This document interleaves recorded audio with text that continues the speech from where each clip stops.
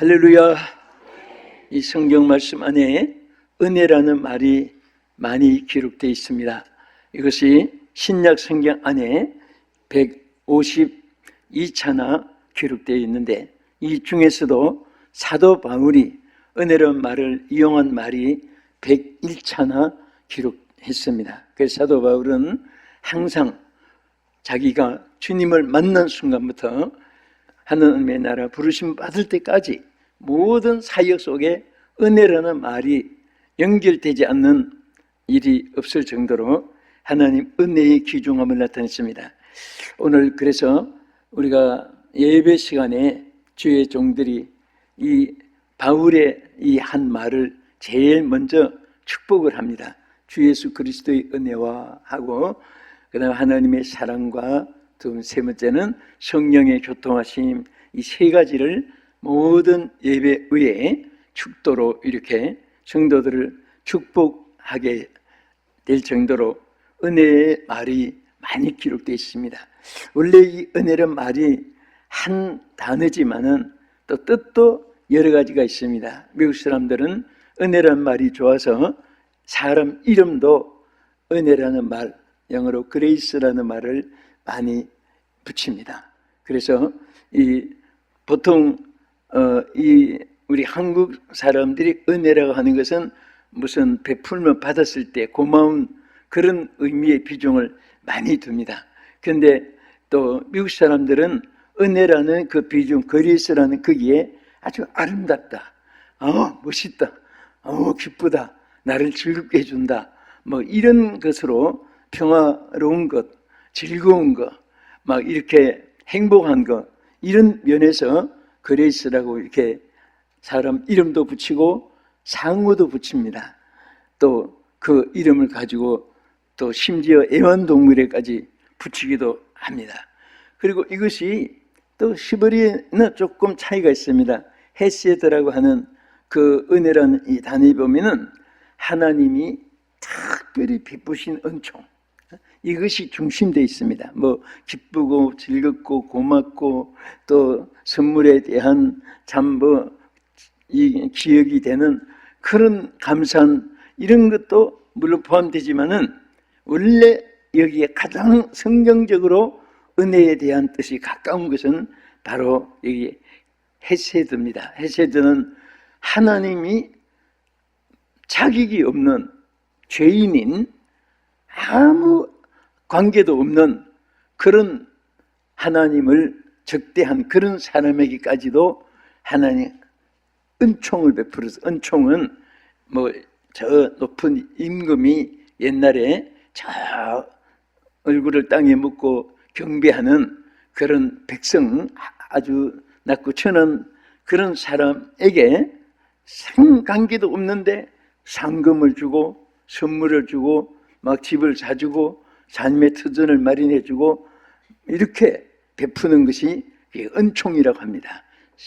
전혀 상존도 할 수 없는 낮은 사람에게 감히 쳐다보기도 힘든 그런 높은 위치에서 베푸는 그것이 은총인데요, 바로 이것은 하나님과 인간관계의 뜻으로 성경에는 많이 지적되어 있습니다. 그래서 여러분과 저는 하나님 은혜를 받은 사람입니다. 감사합니다. 아멘.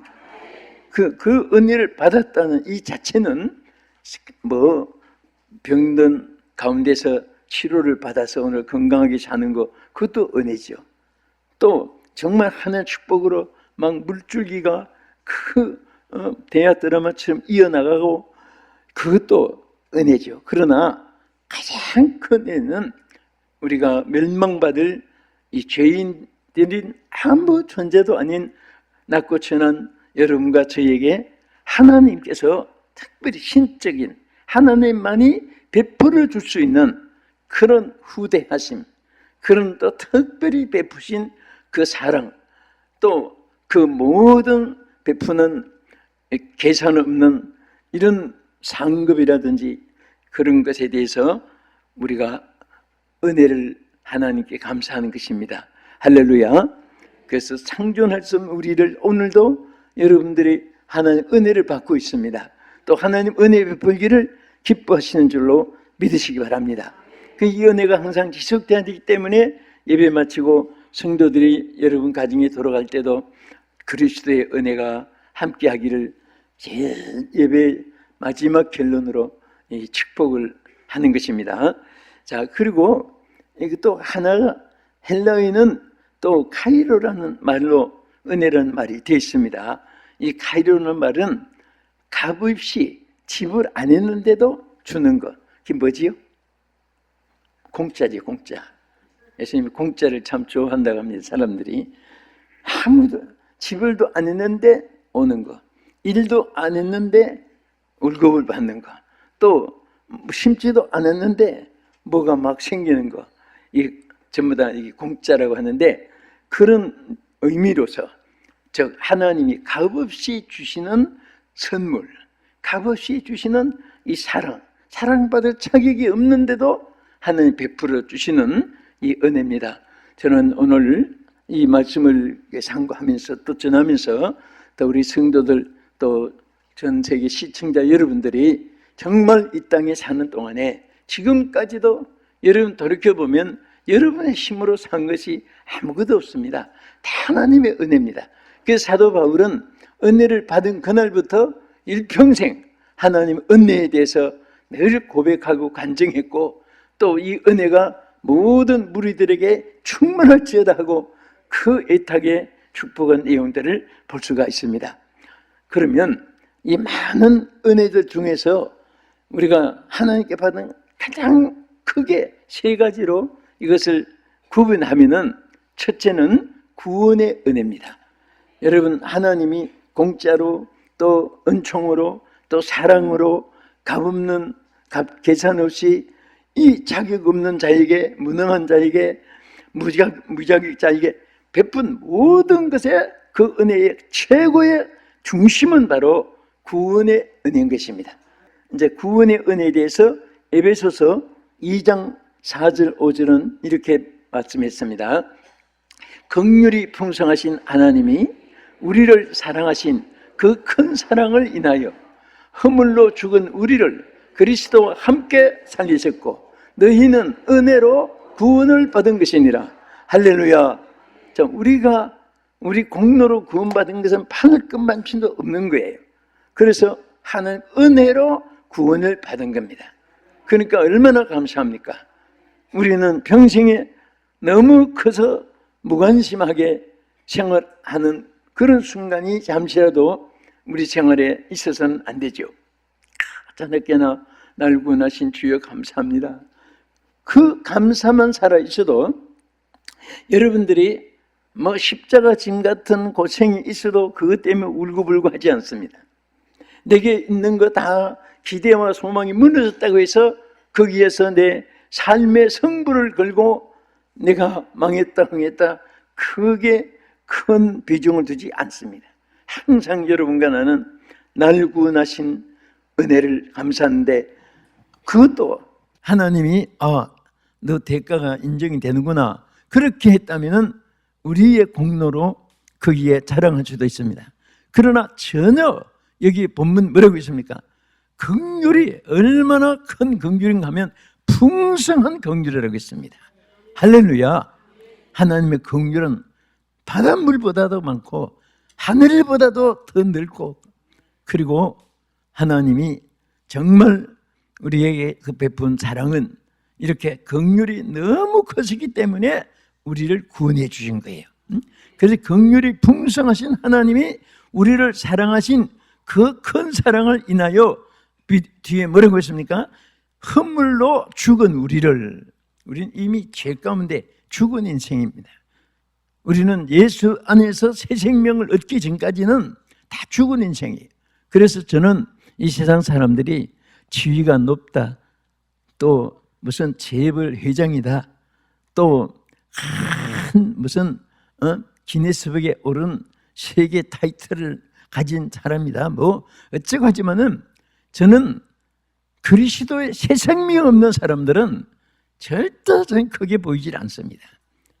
하다못해 저 시골 촌락에 글을 읽지 못한 할머니라도 새 생명을 얻은 사람은 하나님의 축복받은 사람입니다. 오늘 이 세상에 새 생명을 얻지 못한 사람들이 모든 지역 사회, 그 국가 민족, 온 세계를 혼란에 빠뜨리게 하고 얼마나 많은 생명들이 이 땅에 비참하게 죽어가고 피를 흘리게 되고 살상을 당하고 막 이런 비극을 얼마나 많은 사람이 가져온지 몰라요. 저는 그런 사람들 보면 이 다음에 저 사람들이 하나님 심판대 앞에 가서 한 사람 죽이도 살인자인데 수십만 명, 수백만 명이 말 한마디에 전쟁으로 죽게 하고 자기 권세를 유지하기 위해서 얼마나 많은 죄를 범하고 거짓말이 있게 되고 사람들이 희생당하고 이런 것들은 역사 속에 어느 한 세대만 있는 것이 아니에요. 우리들 시대만 있는 것이 아닙니다. 여러분 역사의 줄기를 보면요, 이것이 되풀이 밤낮 낮밤 오듯이 이어나와요. 그래서 오늘 저는 여러분도 똑같은 공감이지만은 가장 귀한 것이 뭐냐? 새 생명을 얻은 자입니다. 새 생명 얻은 사람이 가장 귀한 하나님의 축복받은 사람이고 또 가장 위대한 영웅입니다. 영웅.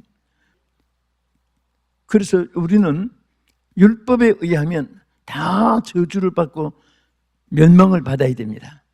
그런데 하나님 은혜로 이 율법을 다 은혜가 그것을 물리쳐 준 거예요. 그래서 로마서 6장 12절 또 13절까지 한번 보겠습니다.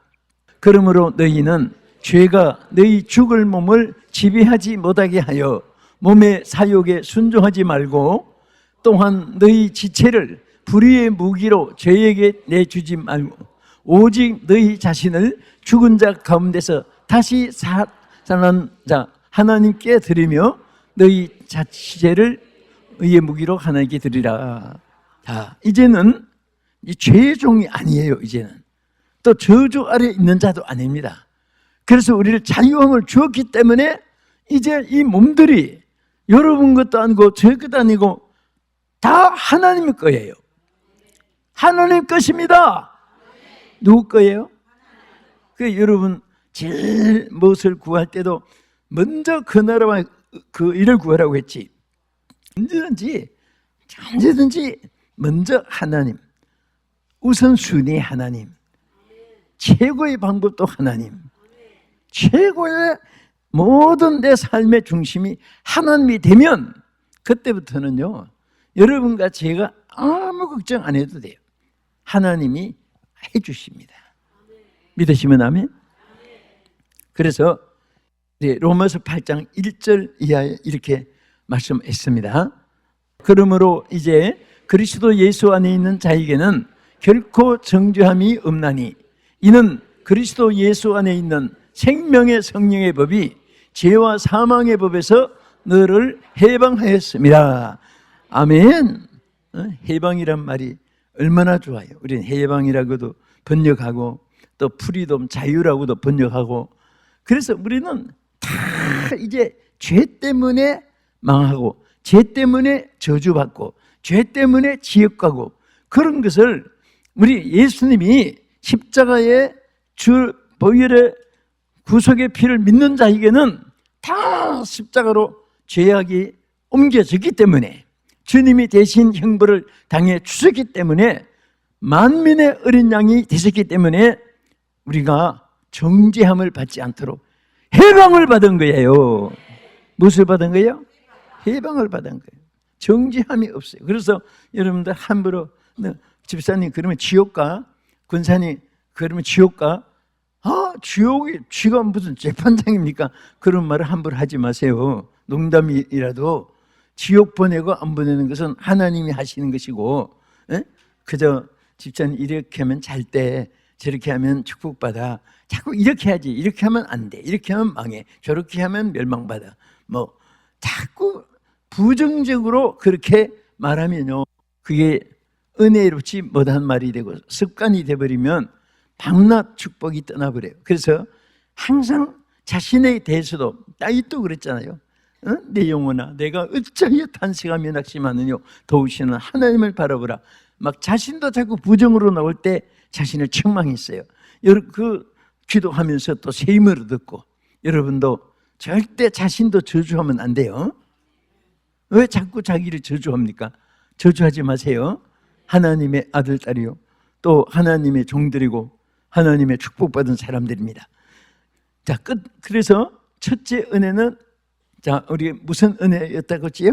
구원받은 은혜, 구원의 은혜. 두 번째는 무슨 은혜? 저주의 율법에서 자유함을, 해방을 받은 이 은혜입니다. 그래서 우리는 지옥의 권세에서 벗어난 거예요. 끝으로, 자, 무슨 은혜입니까? 선하심과 착한 일을 넘치게 하게 하시는 은혜입니다. 이것이 바울은 상당히 강조했습니다.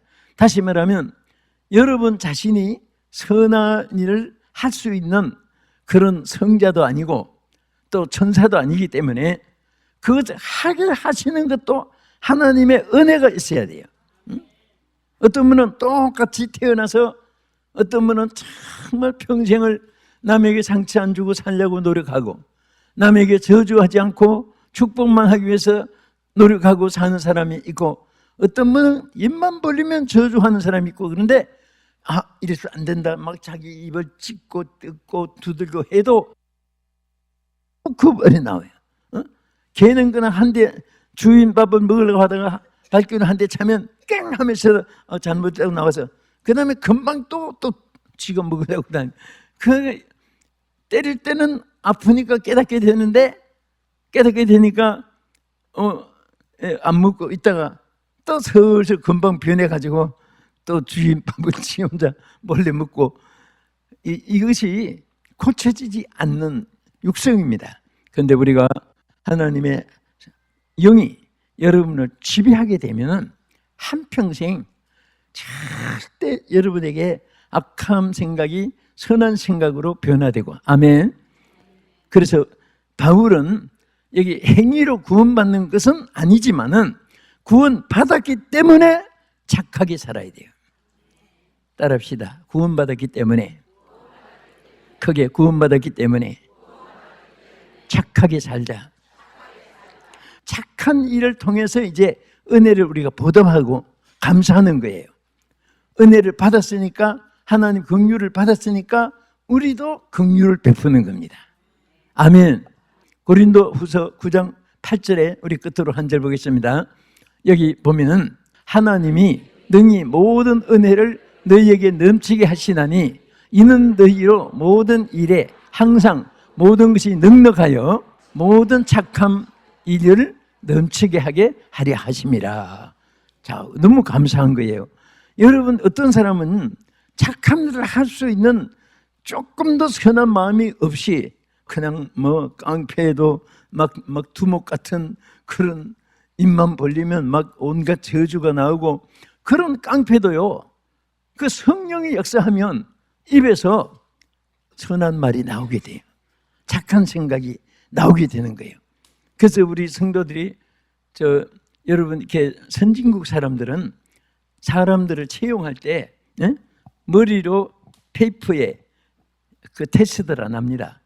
다시 말하면 시험. 우리는 옛날에 시험 잘 치면 뽑고 하는데 지금은 그렇지 않아요. 회사에도. 왜? 머리 바보 같은 놈은 사기치는 사람이 하나도 없어요. 머리 똑똑한 사람들은 전부 다 사기칩니다. 비상하게 사기쳐요. 여기 우리 경영하는 분도 계시지만은, 그래서 지금은 어떤 사람 찾느냐?